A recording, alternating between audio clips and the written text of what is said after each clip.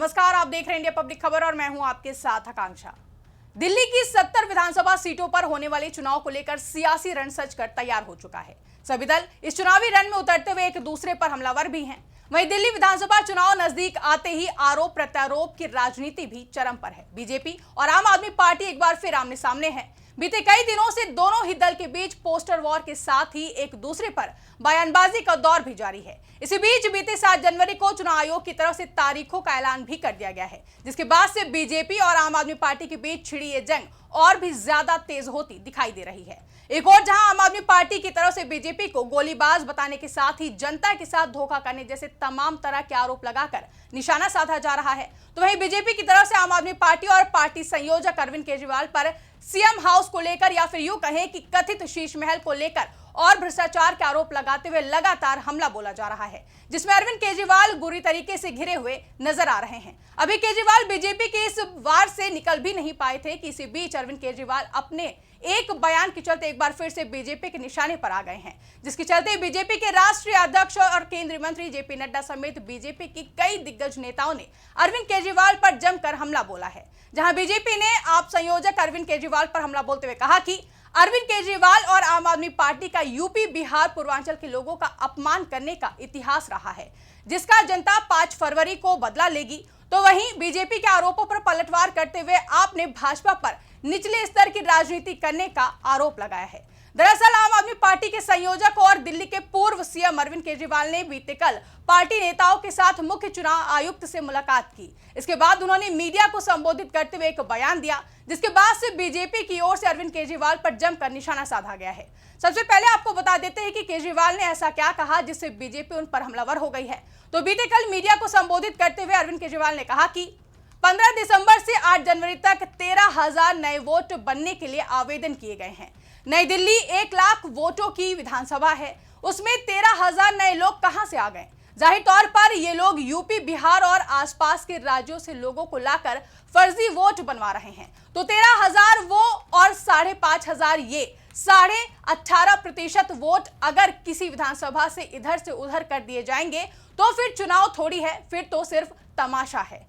अरविंद केजरीवाल के इसी बयान पर बीजेपी ने जमकर हंगामा काटा और पलटवार करते हुए बीजेपी सांसद मनोज तिवारी ने कहा कि अरविंद केजरीवाल और आम आदमी पार्टी का एक पुराना इतिहास रहा है, उत्तर प्रदेश, बिहार, झारखंड और प्रवासी लोगों का अपमान करने का। लेकिन आज मैं पूछना चाहता हूं कि केजरीवाल, आपने हिम्मत कैसे की यूपी, बिहार, झारखंड के लोगों को फर्जी कहने की?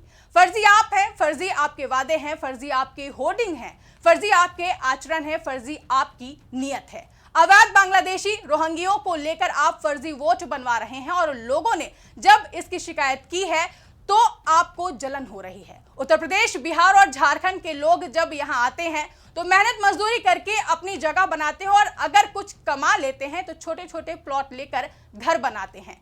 पिछले 10 सालों में जितनी परेशानी आपकी सरकार ने दी है उतनी किसी सरकार में नहीं हुई है। आपको जब भी अपमान करना होता है तो आप पूर्वांचल, उत्तर प्रदेश और बिहार के लोगों को टारगेट करते हैं। आप तो शीश महल में रहने वाले हो, आप तो मालिक हो दिल्ली के। आपको कहने में जरा सी भी शर्म नहीं आती है कि उत्तर प्रदेश और बिहार के लोग यहां पर फर्जी वोटर्स हैं। बीजेपी सांसद मनोज तिवारी यही नहीं रुके, आगे उन्होंने कहा कि केजरीवाल, ध्यान से सुन लो, उत्तर प्रदेश, बिहार और झारखंड के लोगों के 42% वोट है और आपने जो ये बात कही है ना, इसका जवाब 5 फरवरी को देंगे। वहीं दिल्ली में बीजेपी के प्रदेश अध्यक्ष वीरेंद्र सचदेवा भी अरविंद केजरीवाल पर हमलावर हैं। उनका कहना है कि अरविंद केजरीवाल जिस तरह से दिल्ली की छवि खराब करने की कोशिश कर रहे हैं, ये बात परेशान करने वाली बात है। 3 बार सीएम रह चुके शख्स द्वारा इस तरह की भाषा का इस्तेमाल किए जाने से पता चलता है कि उन्होंने अपना मानसिक संतुलन खो दिया है। केजरीवाल चाहें तो मुझे गाली दे सकते हैं, लेकिन मेरी दिल्ली को जातियों में मत बांटिए। आप नेता ने जिस तरह से पूर्वांचल के लोगों को फर्जी वोटर कहा है वह निंदनीय है। यह पहली बार नहीं है जब केजरीवाल ने ऐसा किया है। इसके साथ ही केंद्रीय गृह मंत्री अमित शाह को लेकर आम आदमी पार्टी की तरफ से जो पोस्टर जारी किया गया है उसको लेकर कहा कि इससे पता चलता है कि आप कितने नीचे गिर गए हैं। आपकी राजनीतिक हत्या तभी हो गई थी जब आपने 2 दिन बाद इस्तीफा देने की बात कही थी।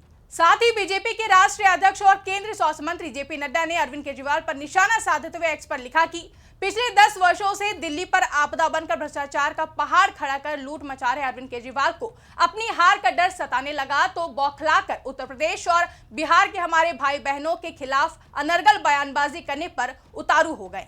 केजरीवाल ने यूपी बिहार के हमारे लोगों को फर्जी वोटर कहकर उनका अपमान किया है। दिल्ली की जनता सत्ता से उखाड़कर उन्हें इसका जवाब जरूर देगी। वहीं बीजेपी सांसद संबित पात्रा ने भी केजरीवाल के इस बयान पर विरोध करते हुए एक्स पर लिखा कि दिल्ली में यूपी बिहार के मतदाताओं के प्रति अरविंद केजरीवाल की नफरत आज उनके जुबान पर आ ही गई।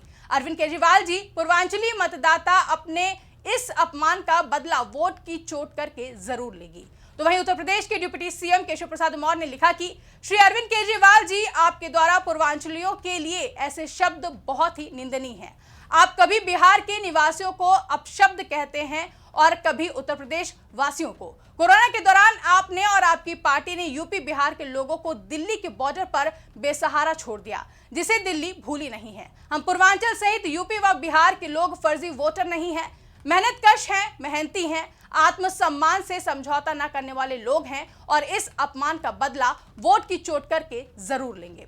साथ ही डिप्टी सीएम ब्रिजेश पाठक लिखते हैं कि केजरीवाल जी द्वारा उत्तर प्रदेश और बिहार की जनता को फर्जी कहना अत्यंत निंदनीय है। यह उत्तर प्रदेश और बिहार की जनता का अपमान है। केजरीवाल जी को माफी मांगनी चाहिए। मैं इसकी कड़े शब्दों में निंदा करता हूं। अपने सम्मान और स्वाभिमान के लिए जनता दिल्ली चुनाव में केजरीवाल जी का बहिष्कार कर इन्हें सबक सिखाएगी। एक और जहां बीजेपी ने अरविंद केजरीवाल पर यूपी और बिहार के वोटर्स को फर्जी कहने पर निशाना साधा है, तो वहीं बीजेपी के आरोपों पर आम आदमी पार्टी ने पलटवार किया है। आम आदमी पार्टी के सांसद संजय सिंह ने कहा कि भारतीय जनता पार्टी ने यूपी बिहार पूर्वांचल के भाइयों के साथ हमेशा गंदी राजनीति की है, उनको अपमानित करने की राजनीति की है। आपने सुना होगा, देश की संसद में भारतीय जनता पार्टी के राष्ट्रीय अध्यक्ष जेपी नड्डा जी ने यूपी बिहार पूर्वांचल के लोगों को रोहिंग्या और बांग्लादेशी कहा, अपमानित करने का काम किया। प्रधानमंत्री जी ने कहा था कि कच्ची कॉलोनियों में रहने वाले यूपी बिहार पूर्वांचल के भाइयों के कच्ची कॉलोनियों के 40 लाख घरों को पक्का कर देंगे, लेकिन आज तक 40 भी नहीं हुए हैं। तो इसलिए मैं समझता हूं कि भारतीय जनता पार्टी हमेशा से यूपी बिहार पूर्वांचल के लोगों से नफरत करने का काम करती है, उनको अपमानित करने का काम करती है। दूसरी तरफ अरविंद केजरीवाल हैं, जिन्होंने सबसे ज्यादा टिकट पूर्वांचल के लोगों को दिया। पूर्वांचल के गोपाल राय जी को मंत्री बनाया, मुझे सांसद बनाया। आम आदमी पार्टी ने हमेशा पूर्वांचल के, यूपी के, बिहार के लोगों का सम्मान किया और आज एक बात का बतंगड़ बनाने का काम भारतीय जनता पार्टी कर रही है।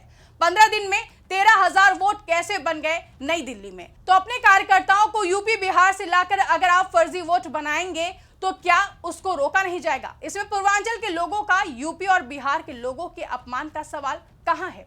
आपको बता दें कि दिल्ली की 70 विधानसभा सीटों पर एक ही चरण में 5 फरवरी को मतदान होंगे, जबकि 8 फरवरी को चुनावी नतीजे सामने आएंगे। वहीं चुनाव आयोग के मुताबिक दिल्ली के चुनाव में इस बार लगभग 1,55,00,000 से ज्यादा वोटर्स हैं, जिसमें पुरुष मतदाताओं की संख्या लगभग 83,49,645, जबकि महिला वोटर्स की संख्या 71,73,952 है। वहीं थर्ड जेंडर की संख्या 1,261 है। वहीं जैसे जैसे चुनाव की तारीख नजदीक आ रही है, दिल्ली में विधानसभा चुनाव को लेकर सियासी पारा हाई होता जा रहा है। बता दें कि दिल्ली में आम आदमी पार्टी और बीजेपी के बीच में कांटे की टक्कर दिखाई दे रही है। ऐसे में देखना दिलचस्प होगा कि दिल्ली विधानसभा चुनाव को लेकर होने वाले मतदान से पहले बीजेपी और आम आदमी पार्टी के बीच छिड़ा ये सियासी घमासान अभी और कितना आगे तक जाता है और दिल्ली की जनता इस बार दिल्ली सीएम की जिम्मेदारी किसको सौंपने का काम करेगी। फिलहाल के लिए इस रिपोर्ट में बस इतना ही। इस रिपोर्ट को लेकर आपकी क्या राय है, कमेंट करके हमें जरूर बताएं। साथ ही ऐसी तमाम बड़ी खबरों के लिए हमारे YouTube चैनल को सब्सक्राइब करना ना भूलें।